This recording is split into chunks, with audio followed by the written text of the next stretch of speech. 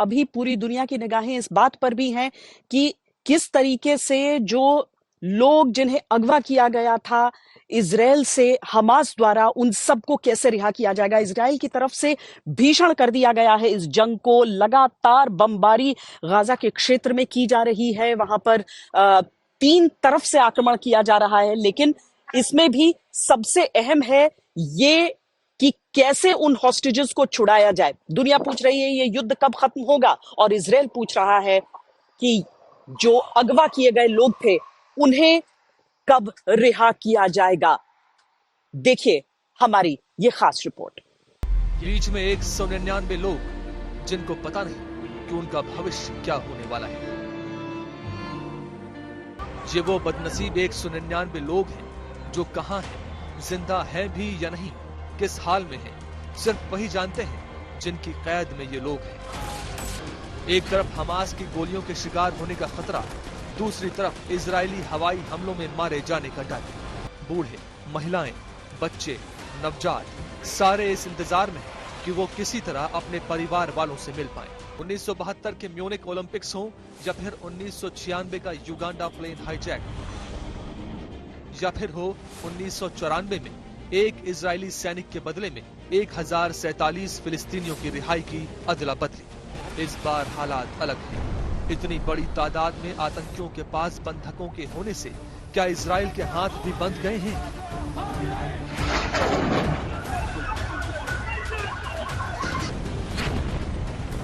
Hostage crisis पूरी दुनिया में एक बहुत बड़ा चैलेंज है, क्योंकि इसके बीच में 2 चीजें आती हैं। एक आता है ह्यूमैनिटेरियन एंगल और दूसरा है ब्लैकमेलिंग एंगल। क्योंकि किसी भी तरह से जिस कंट्री से, अगर आज एग्जांपल ले लें इजराइल का, अगर इजराइल के होस्टेजेस हमास ने लिए हैं तो ये एक ब्लैकमेलिंग पॉइंट है हमास के पास, और एक ह्यूमैनिटेरियन कॉज है इजराइल के पास।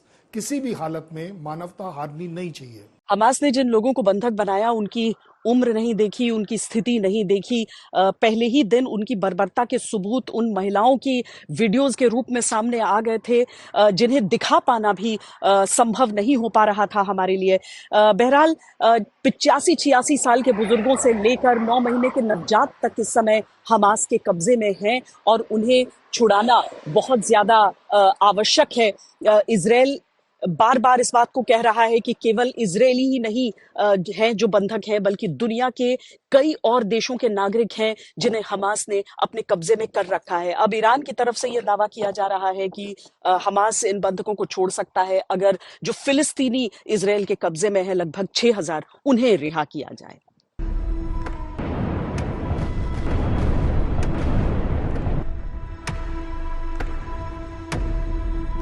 लेकिन हमास ने इन बंधकों को कहां छुपा कर रखा है? हमास की तरफ से दावा किया जा रहा है कि गाजा के अलग अलग इलाकों में इन बंधकों को छिपा कर रखा गया है।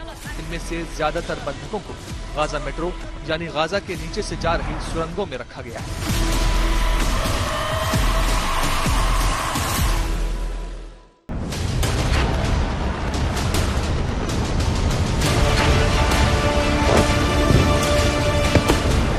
हमास का दावा है कि कई बंधक इजरायली हवाई हमलों में मारे गए हैं, कई बंधक दूसरे आतंकी गुटों के हाथ चढ़ गए हैं, लेकिन सच्चाई क्या है किसी को नहीं मालूम। एक एक पल उन बंधकों की जिंदगी के लिए खतरनाक होता जा रहा है।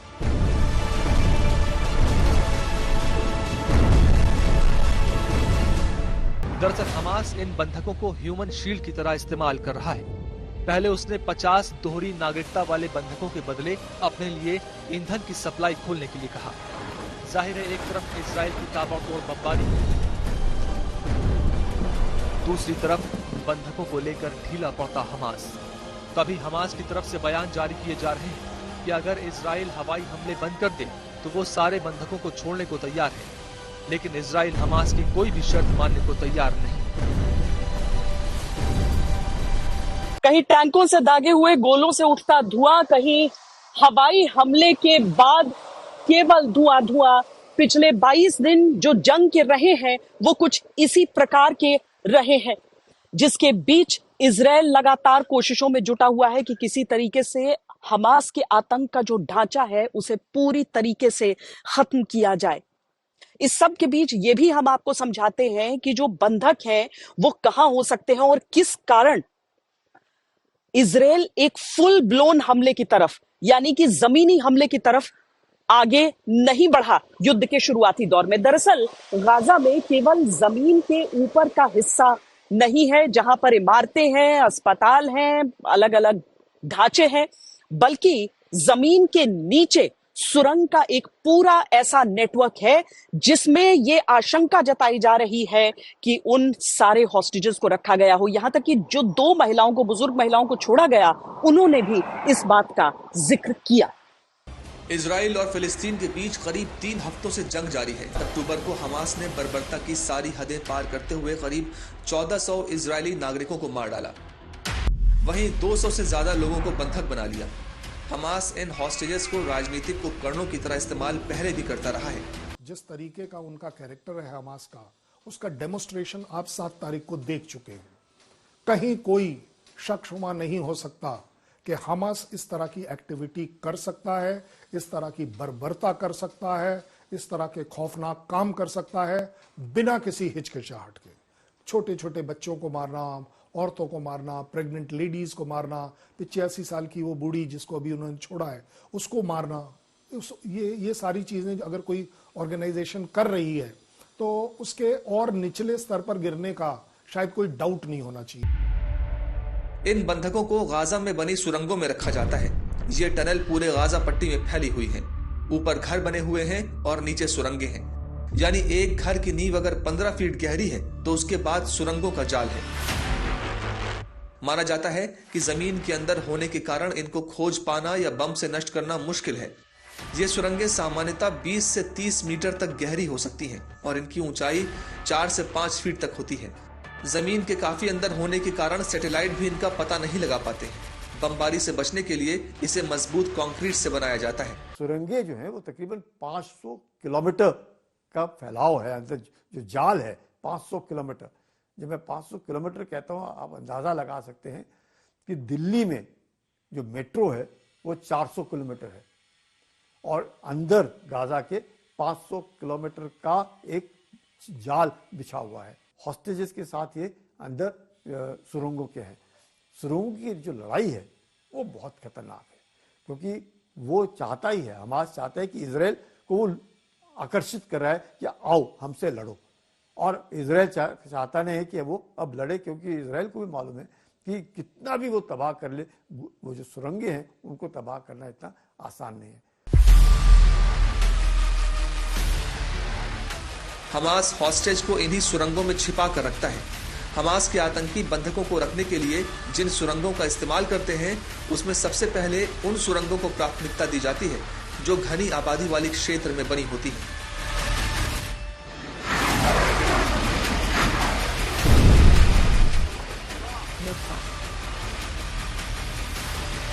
22 लाख की आबादी, और उसमें भी वो सिर्फ नॉर्दर्न गाजा को डील कर रहे हैं और बार बार कह रहे हैं सबको कि आप सदर्न गाजा में पलायन करो, जिससे कि नॉर्दर्न गाजा में हम कार्रवाई करें। नॉर्दर्न गाजा से भी अगर सुनने में आता है कि 7, 8 या 10 लाख भी लोग पलायन कर गए हैं और तब भी कुछ नहीं हो पा रहा है। मतलब जो सुरंगें बिछा रखी है नीचे, उसमें लड़ना बहुत मुश्किल होगा। और आज की तारीख में इजराइल को और कैजुअलिटीज लेना मुझे लगता है शायद कठिन होगा, क्योंकि पहले ही 1-2 दिन में उनके 1400 लोग मारे गए। युद्ध में यही बंधक हमास के लिए सुरक्षा ढाल का काम करते हैं। इस बार भी हमास बंधकों को मोहरा बना के बातचीत करना चाह रहा था। इजराइल का कहना है कि अब जंग के अलावा कोई विकल्प नहीं है।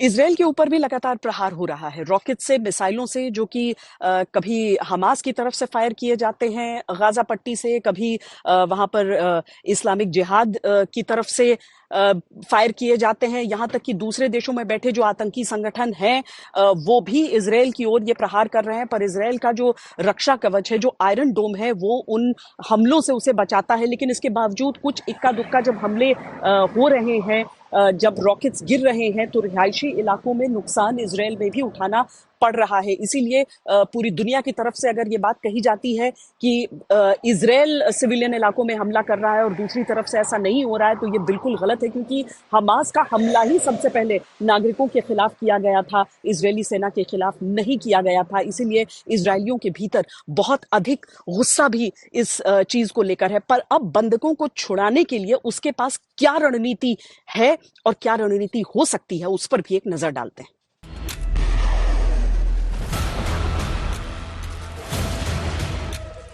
दूसरा, क्या वो हमास से बात करे, उनकी शर्तों को माने और बंधकों को वापस लाए।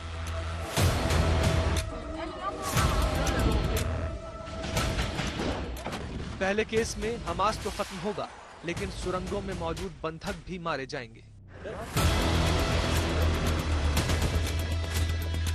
दूसरे केस में बंधक जिंदा वापस आ जाएंगे, हमास को फिर कभी नेस्त नाबूद किया जाए। अगर आज आप बोले कि किसी को छोड़ना है और वो छोड़कर किसके पास जाएगा, कहीं रास्ते में उसे कुछ हो गया, किसी वजह से उनकी डेथ हो जाती है, कौन जिम्मेवार होगा? सो अपने आप दोनों पार्टीज कभी इन्वॉल्व नहीं होती, एक थर्ड पार्टी को करते हैं। जैसे अभी एग्जांपल भी था कि कतार ने 2 लेडीज को छुड़वाया, उसके बाद 2 लेडीज और छूटी। तो अगर आप ओवरऑल देखें, एक थर्ड पार्टी का मीडिएशन बहुत जरूरी भी है, क्योंकि वो अकेला इस चीज का चश्मदीद गवाह होता है कि क्या दोनों पार्टीज सिंसियरली अपने सो कॉल्ड नेगोशिएशन को, जो भी एग्री किया है, उसको फॉलो कर रही हैं या नहीं। यानी अगर कामयाबी बड़ी मिल रही है तो ऐसा किया जा सकता है और पहले भी किया गया है। लेकिन इजराइल के लिए अपने नागरिकों की जान सबसे कीमती है। इजरायली सेना की ये जिम्मेदारी बनती है कि वो किसी भी कीमत में उनको कोई नुकसान न होने दे।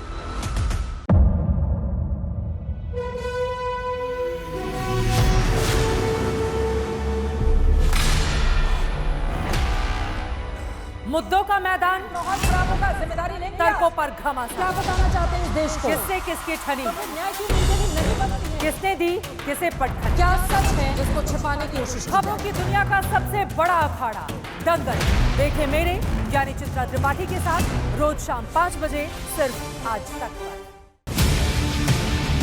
ना पक्ष ना विपक्ष, ना लेफ्ट ना राइट, ना मिर्च ना मसाला, खबरों का बोलबाला, निडर निर्भीक सबसे सटीक स्पेशल रिपोर्ट सिर्फ आज तक पर। एयर रेड के ये सायरन समय समय पर आपको सुनाई देते हैं। शौर्य की, भारत और चीन के बीच साहस की, सभी बाढ़ग्रस्त इलाकों का हवाई सर्वेक्षण किया है। सरोकार की, गाजीपुर में किसान से बातचीत करें। संघर्ष की, कश्मीर को आगे बढ़ना होगा। संयम की, भावनाएं भड़की या दंगे भड़काए गए, सवालों की, जनता के लिए, जनता के द्वारा, जनता की दस्तक। श्वेता सिंह के साथ सिर्फ आज तक पर। इस समय पूरी दुनिया में लोग कंफ्यूज्ड हैं। वो समझ नहीं पा रहे हैं क्या सही है क्या गलत है, क्या सच है क्या झूठ है। और ये स्पष्टता हम आपको अपने इस नए शो में देंगे। सब कुछ ब्लैक एंड व्हाइट में बताएंगे। इस शो में मेरे बालों के अलावा कुछ ग्रे नहीं होगा। हर खबर ब्लैक एंड व्हाइट की तरह बिल्कुल स्पष्ट होगी। इजराइल की ओर से भीषण हमले चल रहे हैं। शनिवार का दिन है, यही वो दिन था जिस दिन हमला किया गया था हमास के आतंकियों द्वारा। यहाँ पर त्योहार का दिन होता है, शबत का दिन होता है और सारे लोग उस दिन भी खुशियां मना रहे थे।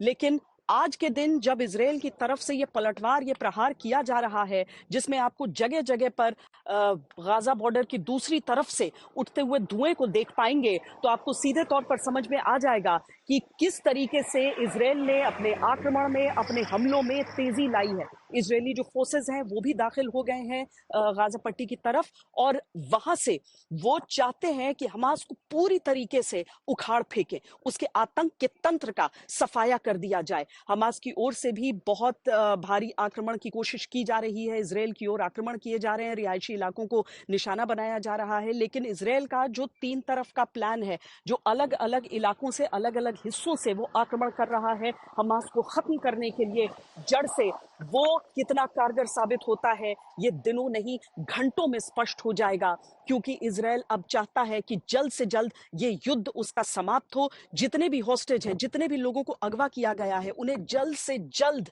रिहा करवा लिया जाए, ताकि इस युद्ध को एक विराम दिया जा सके। जहां तक बिना बंधकों के या बिना हमास के ढांचे को खत्म किए हुए एक युद्ध विराम की बात है, इजरायल उसके लिए बिल्कुल भी तैयार नहीं है। जानकारों का मानना है कि आतंक को खत्म करने के लिए बहुत सख्त कदम उठाने जरूरी होते हैं। ऐसे में इजराइल के पास 3 विकल्प हैं। पहला विकल्प रिप्रेशन या दमन, एक ऐसा तरीका जो इजराइल पहले भी इस्तेमाल करता रहा है। हमास और फिलिस्तीन दोनों पर दबाव बनाना, हमास पर ऐसा दबाव बनाना कि आइंदा वो आतंकी हमले न कर सके, और फिलिस्तीनियों के लिए हालात इतने मुश्किल करना कि वो खुद हमास के खिलाफ हो जाएं। मिसाल के तौर पर अभिव्यक्ति की आजादी खत्म करना, राजनीतिक कार्यकर्ताओं को गिरफ्तार करना, घरों को गिराना। दूसरा विकल्प है डीकैपिटेशन, यानी हमास के नेतृत्व को ढूंढकर खत्म करना। इसमें कुछ चुनौतियां हैं। आतंक के सरगनाओं को सुरंगों के जाल में आम लोगों के बीच में तलाश करना मुश्किल है। अगर वो मिल भी गए और उनको मार भी दिया गया तो दूसरे नए और ज्यादा खतरनाक सरगना तैयार होने का डर है। तीसरा विकल्प है हमास से बातचीत। हमास से बातचीत करना और बंधकों के बदले इजरायली जेलों में बंद फिलिस्तीनियों को रिहा करना।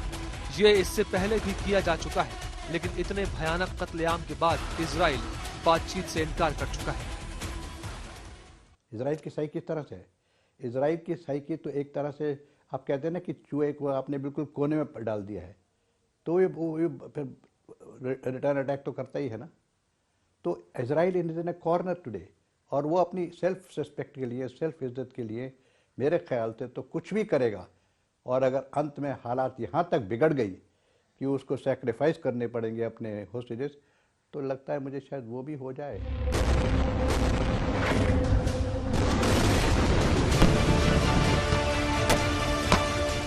ये लड़ाई आर पार की है। ये लड़ाई अपने देशों के नागरिकों की मौत का बदला लेने की है।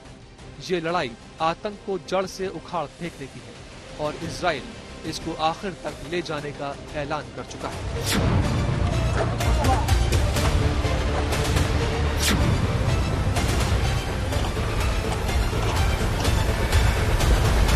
इजराइल के काम करने के तरीके को समझना है तो हमें 1976 की एक क्राइसिस के बारे में भी बात करनी होगी। जब वो होस्टेज क्राइसिस हुआ था, उन्हें उन लोगों को, उन इजरायलियों को छुड़ाने की जिम्मेदारी जिन लोगों पर थी, जिन सैनिकों पर थी, उनमें बेंजामिन नेतन्याहू के भाई भी शामिल थे। आपको उस पूरी घटना के बारे में बताते हैं, आपको बेहतर अंदाजा होगा कि इजराइल किस तरीके से आतंक से लोहा लेता है। हमास जानता है कि इजराइल होस्टेज के लिए कमजोर पड़ता है और शायद घुटने टेक देगा, और इजराइल ने अब यकीन करना है कि हम घुटने नहीं टेकेंगे।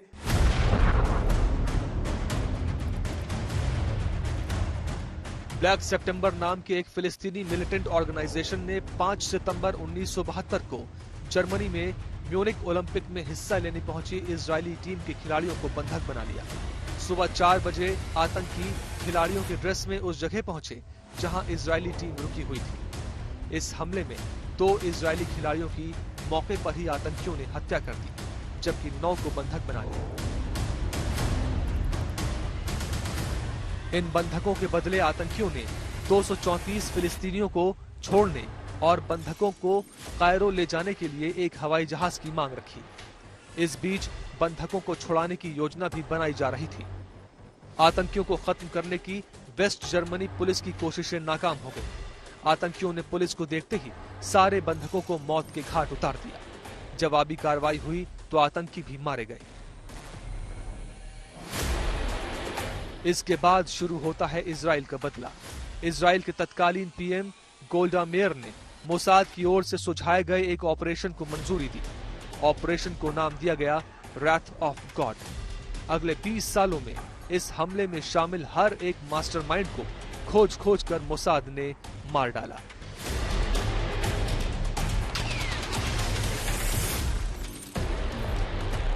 बेंजामिन नेतन्याहू इजराइल के प्रधानमंत्री हैं। उनकी जिंदगी में यह तीसरा मौका होगा जब वो किसी हॉस्टेज सिचुएशन को इतने करीब से देख रहे होंगे। इससे पहले हुआ था ऑपरेशन एंतेबे, जिसमें उनके भाई शामिल थे, और 2011 का गिलाड शालित मामला, जब वो खुद प्रधानमंत्री थे।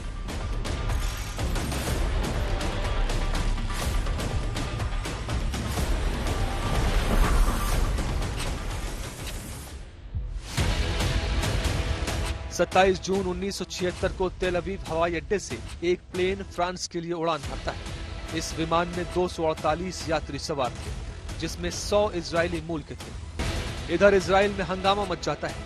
बंधकों को छुड़वाने को लेकर जनता का दबाव सरकार पर था। उस वक्त इजराइल के प्रधानमंत्री यित्चाक राबिन थे। कई प्लान बनाए गए, लेकिन कारगर नहीं हुए। इसी बीच मोसाद को पता चला कि तानाशाह ईदी अमीन 3 और 4 जुलाई 1976 को देश में नहीं होगा। मोसाद ने तय किया कि ईदी अमीन के काफिले की नकल कर एयरपोर्ट तक पहुंचा जाएगा, ताकि बंधकों को वहां से निकाला जा सके। स्पेसिफिक होस्टेजेस की बात करें तो इनका सबसे बड़ा ऑपरेशन जो था, that was rescue at Entebbe. Idi Amin के जमाने की बात है कि जब वो जहाज इन्होंने किडनैप हाईजैक कर वहां ले गए और इन्होंने सारे यहूदियों को एज अ बंधक बना के रखा। इजराइल में वो एक जुनून है, वो एक क्षमता है, वो एक जज्बा है कि हमें अपने लोग हर हालत में छुड़ाने हैं। और उसका उन्होंने बड़ा अच्छा प्रदर्शन किया कि उन्होंने रेड करी एनटीबी पे, जो हजारों किलोमीटर दूर था इजराइल से। वहां जाकर इन्होंने अपना प्लेन लैंड किया, कमांडोज उतरे और उन्होंने उन होस्टेजेस को छुड़ाकर जहाज में भरा और वो वापस ला पाए। सो इजराइल के अगर जज्बे की बात करें, वो अपने होस्टेजेस को छुड़ाने की कोई भी कदम ले सकता है। इजरायली सैनिकों ने एक कार का इंतजाम किया जो ईदी अमीन की गाड़ी से मिलती जुलती थी, ताकि युगांडा के सैनिक उन पर हमला न करें। ये प्लान सफल रहा और सभी बंधकों को छुड़ा लिया गया। सभी 7 आतंकी मारे गए। इस हमले में एकमात्र इजरायली सैनिक हताहत हुए थे, वो थे योनातन नेतन्याहू, जो बेंजामिन नेतन्याहू के भाई थे।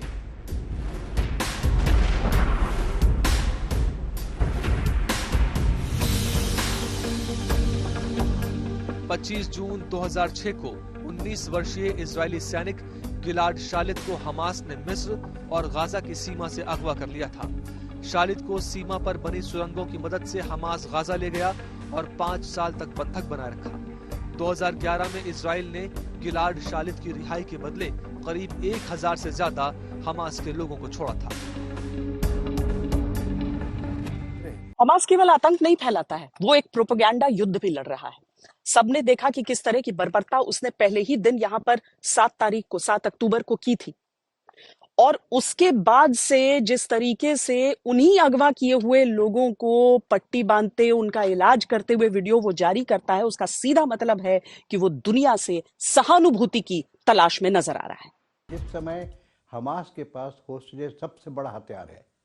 अगर होस्टेज निकल गए तो हमास के पास रह क्या गया? फिर जो 4-6 मिसाइल थे वो क्या कर लेगा? तो उनको इस तरह से आसानी से नहीं छोड़ेगा। दूसरा यह है कि उसके पास इस समय एक तरीके से सिर्फ होस्टेजेस बंदित नहीं है, उसके साथ बंदी हैं उनके वहाँ के जो लोकल पैलेस्टीनियन हैं, वो भी उनके संग वो भी उनकी एक तरह से होस्टेज सिचुएशन में ही है।